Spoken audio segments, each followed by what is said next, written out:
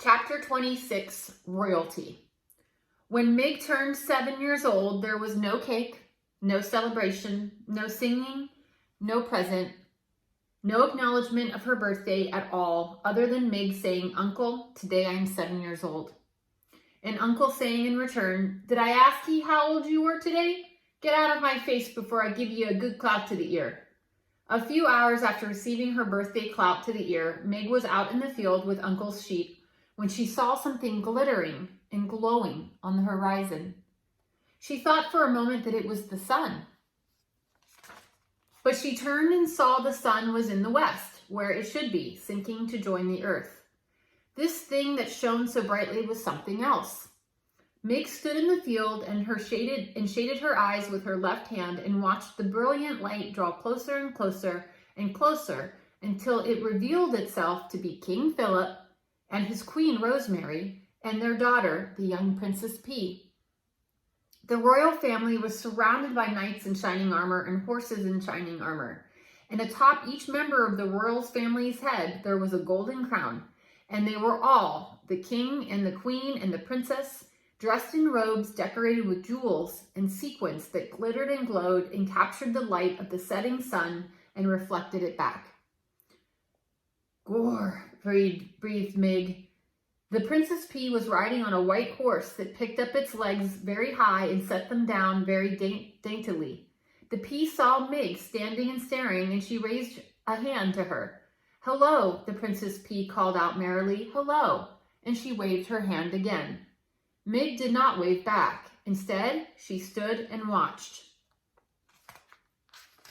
open-mouthed, as the perfect, beautiful family passed her by. "Papa," said the princess to the king, "what is wrong with that girl? She will not wave to me." "Never mind," said the king. "It is of no consequence, my dear." "But I am a princess, and I wave to her. She should wave back." Meg, for her part, continued to stare. Looking at the royal family had awakened some deep and slumbering need in her. It was as if a small candle had been lit in her interior, sparked to life by the brilliance of the king and the queen and the princess. For the first time in her life, reader, Meg hoped. And hope is like love, a ridiculous, wonderful, powerful thing. Meg tried to name the strange emotion. She put a hand up to touch one of her aching ears, and she realized that the feeling she was experiencing, the hope blooming inside of her, felt exactly the opposite of a good clap to the ear. She smiled and took her hand away from her ear. She waved at the princess. "Today is my birthday," Meg called out, but the king and queen and the princess were by now too far away to hear her. "Today," shouted Meg, "I am 7 years old." And here's the picture of the royal family passing.